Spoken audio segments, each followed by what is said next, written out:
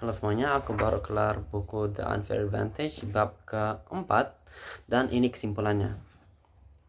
Jadi pertama-tama tuh kita diminta untuk membayangin dua orang yang memiliki CV yang sama. Satunya itu ngelamar kerja lewat email. Jadi metode biasa, ngirim email, dibaca HRD mempertimbangkan. Terus ada orang yang kedua yang ngasih CV-nya itu ke temannya yang bekerja di situ. Terus temannya itu ngasih CV-nya ke atasan dia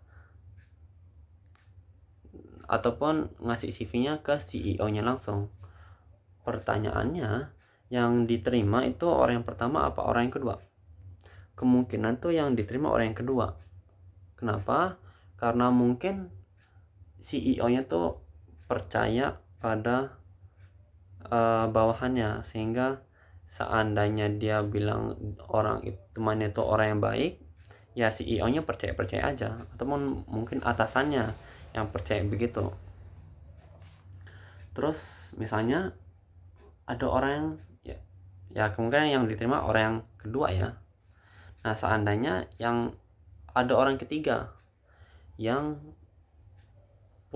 kenal secara langsung atasannya, mungkin ya karena atasannya lebih kenal, ya mungkin yang diterima itu orang yang ketiga. Ataupun ada orang keempat yang ibunya sendiri itu pemilik perusahaan. Ya itu kemungkinan diterima lebih besar. Jadi ini yang kita sebut keunggulan tidak adil. Keunggulan sebuah kondisi ataupun sebuah aset yang dimiliki seseorang yang mempermudah dia untuk sukses, yang mendorong dia untuk sukses. Dan mungkin kita ngerasa kalau ini nggak adil nih. Ya masa karena koneksi doang aku sukses?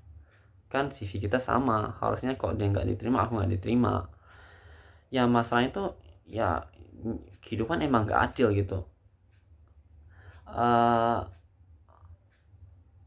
Ya tentu kita berusaha agar secara umum semua orang itu dapat kesempatan yang sama.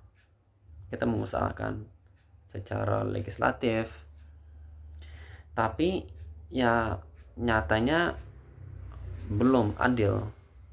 Dan hingga saat itu ya nggak ada salahnya kita menggunakan peluang-peluang yang kita sendiri miliki. Nah, jadi keunggulan tidak adil itu uniknya adalah itu nggak bisa dibeli ataupun nggak bisa dikopas secara mudah. Dan setiap orang itu punya keunggulan tidak adil mereka masing-masing. Kita udah ngebahas keunggulan tidak adil yang dimiliki oleh founder dari Snapchat, dimana orang tuanya kaya sehingga ya dia lebih mudah bikin bisnis. Nah, keunggulan tidak adil itu bentuknya beda-beda. Nah, alangkah baiknya itu ketika kita misalnya ingin membangun sebuah bisnis ataupun apapun ya, kita punya pasangan yang punya keunggulan tidak adil yang berbeda, sehingga bisa punya membantu lebih. Karena mungkin di bidang keuangan udah sama aku, ya udah kamu di bidang koneksi. Karena mungkin perbedaan 1 juta dan 2 juta, mungkin 1 juta plus koneksi itu lebih besar daripada 2 juta plus nggak ada koneksi sama sekali. Itulah ya. Nah, bagusnya dari keunggulan tidak adil ataupun keunggulan apapun itu sifatnya menumpuk. Dalam artian ketika kamu udah memiliki sebuah keunggulan tidak adil, lebih mudah bagimu untuk menemukan keunggulan tidak adil yang lainnya ataupun memperbesar keunggulanmu. Jadi ada contoh riset gitu. Di riset anak-anak yang unggul secara akademik itu lahir di bulan apa aja. dan ditemukan kalau anak-anak yang lahir akhir tahun, Desember, Oktober, November, itu lebih unggul dibanding anak-anak yang lahir di bulan awal, Januari, Februari, Maret. Nah, ini nggak ada hubungannya dengan astrologi ya, bukan karena dia seorang Capricorn makanya dia unggul, atau dia karena Pisces makanya dia kurang, bukan karena itu, tapi karena kapan mereka masuk sekolah. Jadi ini penelitiannya di luar negeri ya, jadi masuk sekolahnya itu awal tahun, Januari, Februari gitu. Nah, bayangin ada dua anak, satunya lahir Desember, satunya lahir Januari. Ketika mereka masuk sekolah, batas minimal 5 tahun ya. Jadi ketika si Januari itu masuk sekolah, dia umurnya, mungkin dia baru ulang tahun, jadi umurnya 5 tahun plus beberapa hari. Kalau yang anak yang Desember itu umurnya 5 tahun 11 bulan, itu beda 11 bulan. Jadi, dan ketika kamu umurnya masih 5 tahun 11 bulan itu hampir 20% dari umurmu. Jadi ibaratnya perbedaan antara anak yang umurnya 20 tahun sama anak yang umur 24 25 tahun. Itu kan 20 sama 25 tuh beda 5 tahun ya. Ya, itu perbedaan 20%.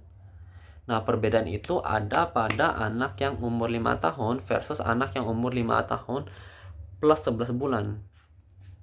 Jadi karena perbedaan itu sebenarnya besar, pas mereka masuk itu yang anak yang umur 5 tahun 11 bulan yang lahir Desember itu kelihatan lebih cerdas dibanding orang lain, dan itu dilihat sama gurunya melihat itu, wah anaknya cerdas.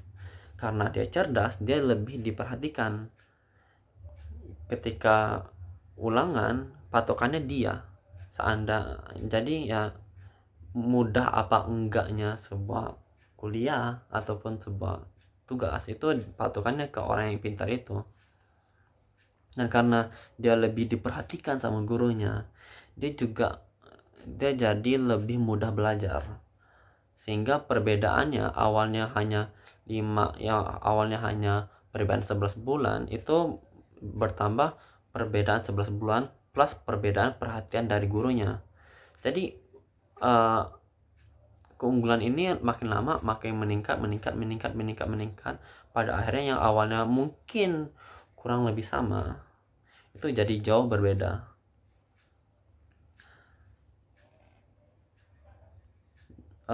Jadi, dan ini fenomena dimana orang sukses atau sesuatu yang sukses itu lebih mudah meraih kesuksesan lain, itu ada di contoh-contoh yang lain. Kayak misalnya ketika kita nonton bioskop, kemungkinan kita tonton filmnya itu kita lebih besar, kemungkinan kita nonton film yang ratingnya tinggi itu lebih besar dibanding rating yang rendah, karena rating yang tinggi menarik perhatian kita. Jadi, dan kalau di bidang perbukuan, mungkin seandainya kamu bestseller, kemungkinan bakal narik orang lain ataupun audiens yang lebih besar itu lebih besar. Ataupun kamu seorang content creator, seandainya kamu punya video yang viewsnya lebih banyak, ya kemungkinan orang buat nonton meningkat. Jadi lama-lama keunggulan itu naik. Nah, jadi alangkah baiknya kita seawal mungkin mengetahui keunggulan tidak adil yang kita sendiri miliki. Nah, jadi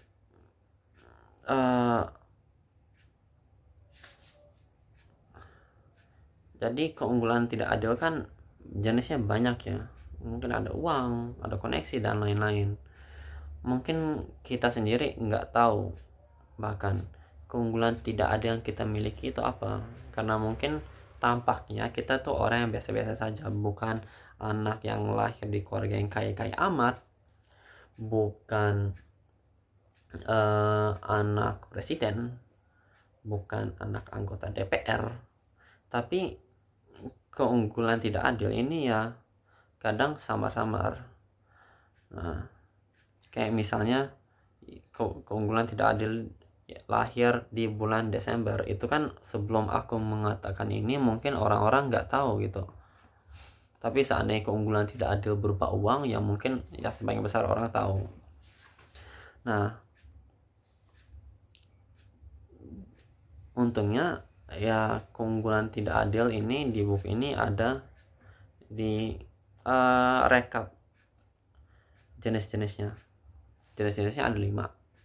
Apa saja itu di bab selanjutnya. Bye.